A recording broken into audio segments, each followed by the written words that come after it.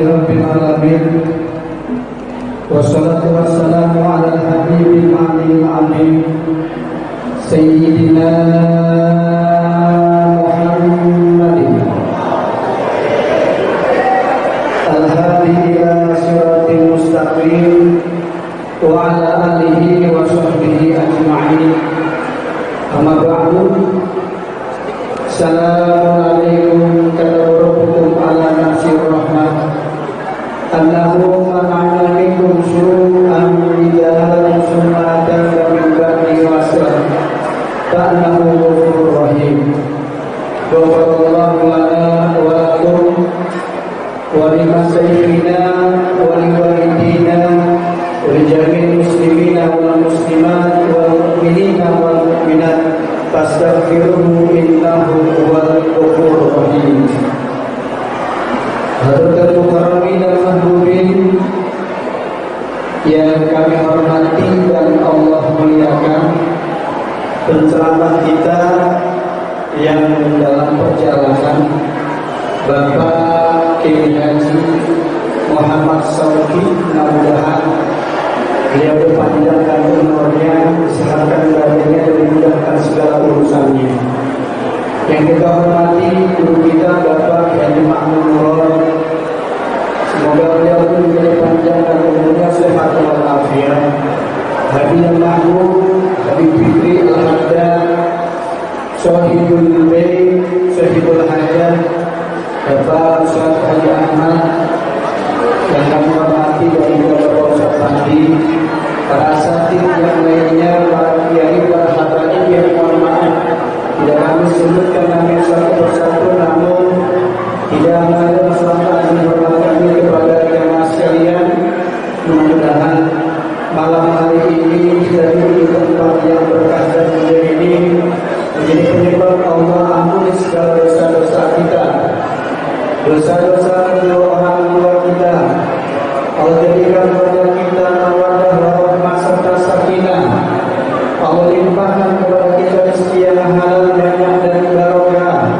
Allah limpahkan kepada kita anak keturunan yang soleh dan solehah. Dan semoga pada waktunya kita semua mati dalam keadaan husnul khatimah. Amin ya rabbal.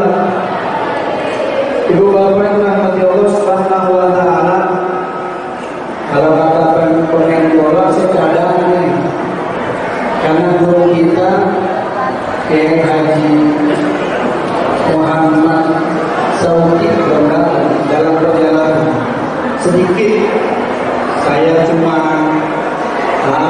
silaturahmi aja sama bapak-bapak ibu sekalian. Biasanya kita kalau bisa sholat 5 waktu yang kita minta mau panjang umur kan ya, betul? Mudah-mudahan kita semua panjang umur. Tapi kata Imam Ghazali di dalam kitab Ihya juz kedua, gak cukup kita kalau cuma minta panjang umur doang. Maka hendaklah kita minta sehat walafiat. Apa? Sehat. Kan gak enak panjang umur sakit-sakitan. Gak enak panjang umur bolak-balik ke rumah sakit. Betul gak? Gak enak panjang umur tidur aja di balai. Maka minta sama Allah panjang umur sehat walafiat. Mudah-mudahan kita semua panjang umur sehat walafiat. Tapi kata Imam Ghazali itu juga belum cukup. Minta banyak sama Allah Subhanahu wa taala selain panjang umur, sehat walafiat, rezeki cukup. Apa? Rezeki cukup. Kan enak panjang umur, sehat walafiat, gak punya duit. Kira-kira bagaimana? Oke, kalau bapak nih panjang umur, ya sehat walafiat, gak punya duit, merokok juga susah, kopi agak ada, ini tuh orang bisa pengen belanja juga susah.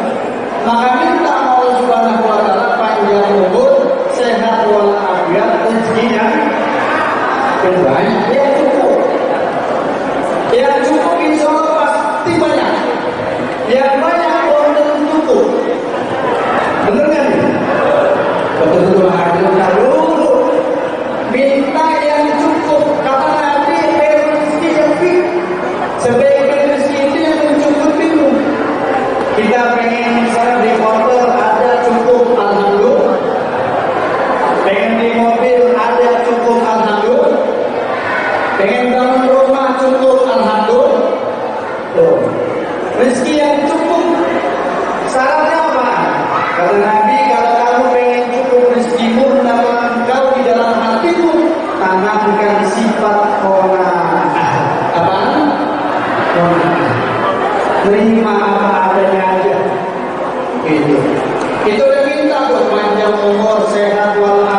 rezeki cukup.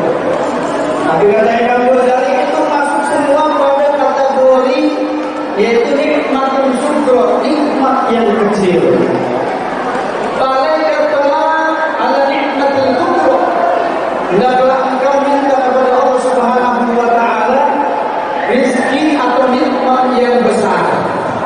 Tadi kita mungkin panjang umur, sehat walafiat, rezeki cukup. Itu kata Imam Ghazali nikmat yang kecil.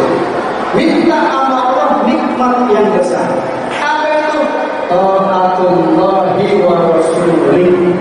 Itu taat kepada Allah Subhanahu wa taala dan Rasulnya. Kenapa demikian? Nanti hidup kita jadi tertipu, mohon maaf lupa. Kita suka bandingin hidup kita sama orang lain gara-gara harta doang. Nanti kita ngomong begini, ya Allah, gak apa-apa ya Allah, Engkau berikan saya panjang umur, alhamdulillah ya Allah. Kemudian sehat walafiat ya Allah. Kemudian saya memiliki rezeki yang banyak ya Allah. Tapi jangan kau cabut ya Allah nikmat saya dalam ibadah kepada-Mu. Kenapa? Kita jadi ada nikmat besar yaitu ibadah kepada Allah.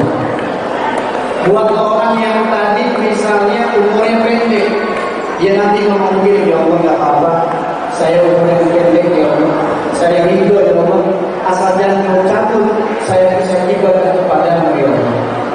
Itu catat. Buat orang yang tadi misalnya yang dia dalam keadaan sehat, dia nanti ngomong begini, terima kasih ya Allah, Engkau kasih saya sehat ya Allah, tapi jangan kau cabut ya Allah, saya bisa ibadah kepada-Mu ya Allah. Buat nanti ketika dia sakit misalnya, dia nanti akan bilang, ya Allah, saya ridho ya Allah, saya sakit ya Allah, umur saya pendek ya Allah, tapi asal jangan kau cabut ya Allah nikmat besar ya Allah, yaitu ibadah kepada-Mu ya Allah. Jadi kita enak hidup di Pak, gak tertipu gitu. Kalau ada orang kaya kemudian dia akan bilang, alhamdulillah ya Allah, Engkau jadikan saya orang kaya ya Allah, tapi jangan ya Allah kau cabut nikmat besar ibadah kepada-Mu ya Allah. Karena apalah harta yang banyak ya Allah, kalau saya ingin ibadah ya Allah. Ketika kita miskin misalnya, kita akan bilang, ya Allah, saya ridho ya Allah, rezeki saya sedikit, saya miskin, saya ridho ya Allah, asal Engkau cabut ya Allah nikmat ibadah saya kepada-Mu ya Allah, berikan saya doa kepada-Mu ya Allah. Ini orang kalau bisa ngomong begini, Pak, Bu, itu akan enteng. Kita bisa lihat kan, Nabi Ayub alaihissalam. Nabi Ayub itu di dalam kitab Al-Qadil Juntareh, kalangan Ibnu Athir, ya, beliau itu kan kaya raya. Budaya kaya raya, anak berhasil semua, balik sehat walafiat. Kemudian apa? Iblis lapar, gede banget itu. Gara-gara malaikat itu muji Nabi Ayub alaihissalam. Kata Iblis, ya Allah, terangkan aja Nabi Ayub ibadah kepada-Mu ya Allah. Emang kenapa? Dia sehat ya Allah. Terus coba kalau dia sakit ya Allah. Maka Allah izinkan ke Iblis, dia ngumpulin apa itu jin-jin iblis dikumpulin. Apa ini? Kayak iblis datangin Nabi Ayub, bikin dia sakit. Yang pertama, bikin dia miskin. Miskin dulu. Ketika miskin, Nabi Ayub masih ibadah kepada Allah. Kemudian iblis datang lagi. Ya Allah, jelas saja Nabi Ayub dia masih ibadah kepada-Mu. Kalau dia miskin, dia masih punya anak-anak yang kaya, masih ada yang melalui dia. Terus coba ya Allah, kalau anak-anaknya pada mati ya Allah, diizinin sama Allah. Nabi Ayub anaknya semua pada mati. Ketika mati Nabi Ayub kan memang dari aspek basariahnya, beliau manusia juga, beliau sedih. Tapi beliau selalu ibadah kepada Allah Subhanahu wa taala. Kalaupun beliau miskin, kalaupun beliau anaknya pada mati, beliau masih ibadah kepada Allah. Iblis datang lagi, ya Allah, masih hati ya Allah, pantas Nabi Ayub ibadah. Coba kalau sekiranya dia sakit, Akhirnya apa? Kata Allah ya, diizinin sama Allah, iblis bikin Nabi Ayub sakit. Bikin Nabi Ayub sakit. Ketika sakit Pak, Bu, Nabi Ayub badannya lumpuh semua. Itu dalam kitab kita. Cuma 3 anggota tubuh yang nggak bisa dikuasai oleh iblis. Yang pertama akal, yang kedua lisan, yang ketiga hati. Akal ini tempatnya taklif, beban syariat kalau orang berakal. Ya, orang wajib sholat kalau dia punya akal. Artinya kalau ada orang yang kagak sholat, berarti dia rada-rada akalnya kurang. Gitu juga. Yang kedua, lisan. Lisan ini dipakai berzikir sama Nabi Ayub, suka bertasbih, bertahmid sama Nabi Ayub, sama Allah Subhanahu wa taala. Maka itu sudah bisa kuasai. Yang ketiga, hati. Hati ini tempat tawadhu. Tawadhu itu ngadep ke Allah. Contoh begini Pak Bu. Tadi Bapak Ibu sholat isya ya. Yang kita sebut di dalam tahiyat apa? Interaksi kita. Ini wajahku wajhiya illati fataras samawati. Ini wajahku, sesungguhnya aku menghadap itu pada pihak zahir, tapi terpenting adalah hati kita ngadep Allah apa kagak. Maka sholat kita ya akan dinilai oleh Allah Subhanahu wa taala kalau sholat kita ngadep badan kita, hati juga ngadep ke Allah. Maksudnya apa? Ingat eling sama Allah Subhanahu wa taala. Bagaimana kalau ada orang yang sholat kemudian hatinya kemana-mana? Kata Imam Ghazali dalam kitab Ihya, sama aja dia ya datangin raja, kemudian bawa hadiah. Hadiahnya bentuknya perempuan yang cantik, putih, molek, bohai, datang ke raja. Ya raja, saya bawa hadiah apaan? Ya tanya sendiri kan. Cakep, putih, langsing, apa lagi? Bohai raja, macam dia kan. Tapi nggak ada nyawanya, kagak ada nyawanya. Artinya mati. Kira-kira itu raja, mohon maaf, raja seneng apa malah? Lama. Lu kira gua apaan kasih aja? Allah juga begitu. Kamu mohon maaf, sholat mas sholat, hati ngadep kemana-mana sama. Kayak kita ngadep bawa sesuatu ke Allah, tapi yang kita bawa isinya ada. Tuh. Maka boleh sholat kita. Nah ini dikatakan oleh Nabi. Bukan sebab ini contoh. Kalau mau ikut Nabi Sallallahu Alaihi Wasallam, kita mau benerin apa itu? Yang pertama sholat dah. Kalau sholat yang wajib udah harus tambahin dah. Qabliyah ba'diyah. Jangan ketipu, mohon maaf jangan ketipu. Ini peringatan mulut udah bagus nih. Pulang nanti subuh jangan kesiangan. Mohon maaf, subuh jangan kesiangan. Ngacok namanya lo. Apalagi nonton tahajud jam 2. Terus ketiduran bangun jam 7. Setan senang banget yang begitu. Duha apalagi? Atau dia dulu kagak. Salah yang begitu. Johor bagusin. Yang wajib bagusin qobliyah. Ba'diyah juga bagusin. Kalau udah qobliyah ba'diyah bagus, baru ibadah yang lain. Terus bagaimana kalau kita yang mohon maaf, yang baru tobat misalnya dulu atau muda saya menjadi sholat, baru tobat umur 55, ya kata ulama itu jangan pakai sholat sunnah. Kenapa? Banyakin sholat qadha. Apaan sholat qadha? Kecuali sholat qadha qobliyah sunnah. Habis sholat isya, tadi jamaah pulang dari apa itu sholat qadha isya yang dulu kita pernah tinggalin. Taraweh nanti Ramadan, guru saya bilang, ya jangan sholat, gitu, belakang dikit, sholat dari sholat qadha.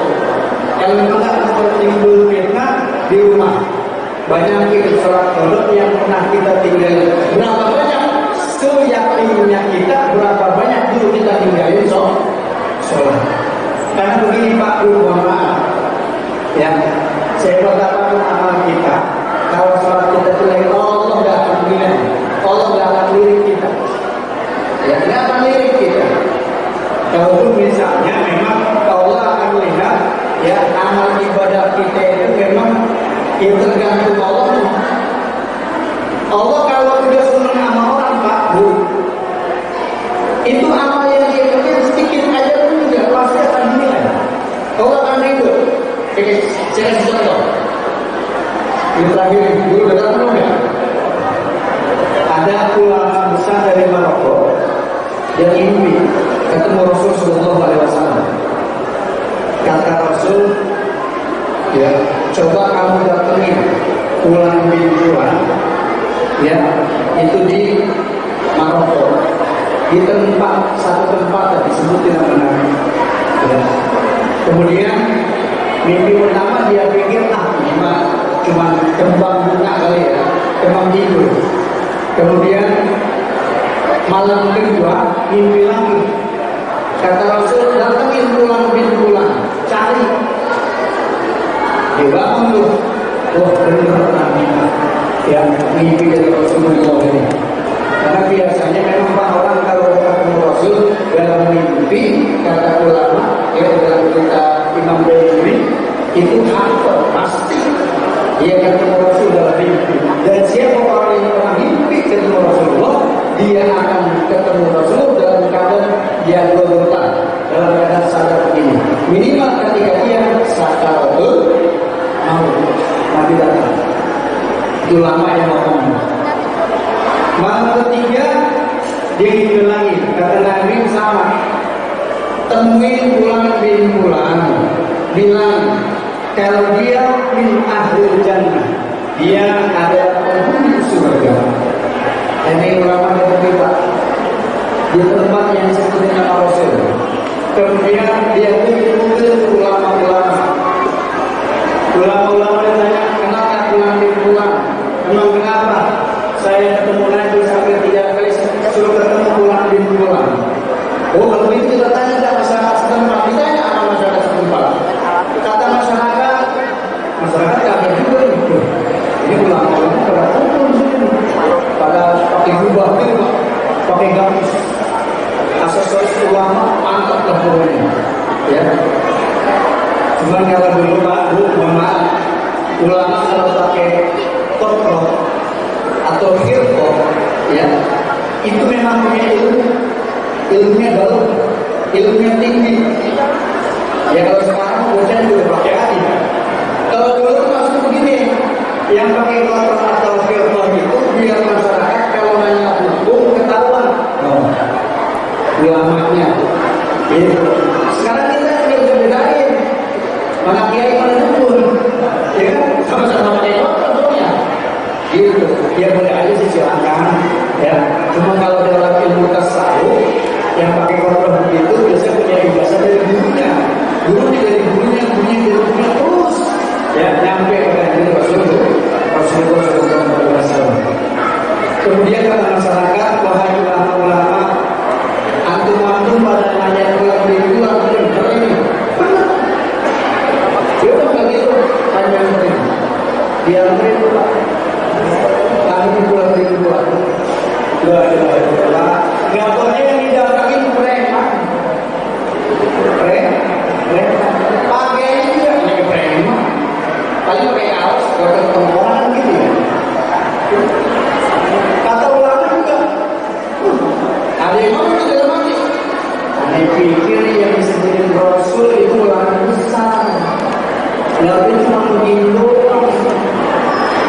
Ya, preman. Rasul salah nyebut begitu. Udah sudah bulan Rasulullah. Akhirnya, kemudian ulama tadi mimpi, dia nanya, wahai Fulan, benar sampai Fulan bin Fulan. Benar ya saya? Ada apa saya? Aku dapat amar dari Rasulullah SAW untuk menyampaikan bahwa engkau min ahli jannah. Kata Rasul, engkau termasuk dari ahli surga. Oh, nangis kita preman, preman nangis.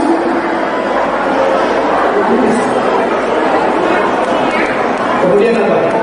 Kata ulama begini, wahai ulama, saya pengen tahu amal apa yang kami kerjakan. Sehingga Rasulullah SAW mengatakan kepada saya, mimpi sampai 3 kali untuk menyampaikan bahwa kau adalah ahli surga. Saya aja yang ulama gitu. Kami aja yang ulama kagak ada kabar. Bahwa kami adalah ahli surga. Kami yang sebut preman di tengah-tengah masyarakat.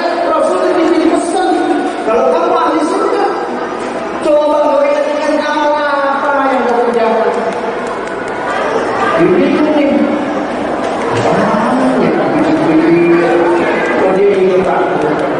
Oh iya, wahai guru, mungkin, bahasanya mungkin nih, maaf, orang soleh nggak pernah ngaku soleh. Ya maaf, orang soleh nggak pernah ngaku soleh. Soleh itu baik, tapi kalau ngaku soleh jelek. Pinter itu baik, kalau ngaku pinter jelek. Ya, iblis ngaku pinter, ngaku soleh. Jelek dia. Kalaupun ibadahnya luar biasa 120 tahun. Ya Azazil itu sejarah itu 120 tahun yang dia ibadah sampai disebut bahwa dia penghulu para malaikat. Kebesaran, kemuliaan ada disematkan kepada Azazil. Karena lantaran dia merasa soleh, maka dia dilaknat oleh Allah Subhanahu wa Ta'ala dengan kalimat orang yang lama berfitnah akan dilaknat Allah hanya lantaran satu perintah yang dia tolak. Gara-gara itu dia fitnah 120 tahun lamanya, ada perintah buat dia sujud menurut Nabi Adam, dia tolak, dilaknat 3 yaumil qiyamah. Kalau iblis saja dia ahli ibadah, dia soleh, dia membunuh para malaikat, dilaknat oleh Allah Subhanahu wa Ta'ala, apalagi kita yang soleh, kata ibadah juga kita lah. Ya, begitu. Nanti kata malaikat kasih preman mungkin, wahai guru-guru, mungkin saya punya amal satu. Apaan? Saya punya tetangga, bapaknya meninggal, suaminya meninggal, jadi janda. Dia punya anak 2. Maka dari itu saya ingat pada hari itu juga ketika suaminya meninggal, saya punya gaji, ya saya punya gaji akan saya bagi 2. Yang pertama buat si janda tadi, separuhnya buat saya. Singkat cerita Pak, Bu udah datang berbeda, maka ada guru-guru nih, oh beda gitu, nyambung janda yatim dia separuh gaji, berapa berani begitu? Berani cuma ibu, aku gak perlu lagi itu kan mesti kita. Ini kata yang preman nih, kata dia agak takut lebih nih. Singkat cerita, ini preman diajak sama ulama tadi, dia untuk umroh. Sampai di Ka'bah dia sholat, ya setelah waktu 7 kali dia sholat dalam keadaan sujud, dia nangis, dibangunin. Masih bangun, dia nangis sujud aja. Berarti pas dibangunin, tuh dia mati dalam keadaan sujud. Kata ulama, cakep orang preman dia juga tak berusaha matinya dalam keadaan sujud di rumah.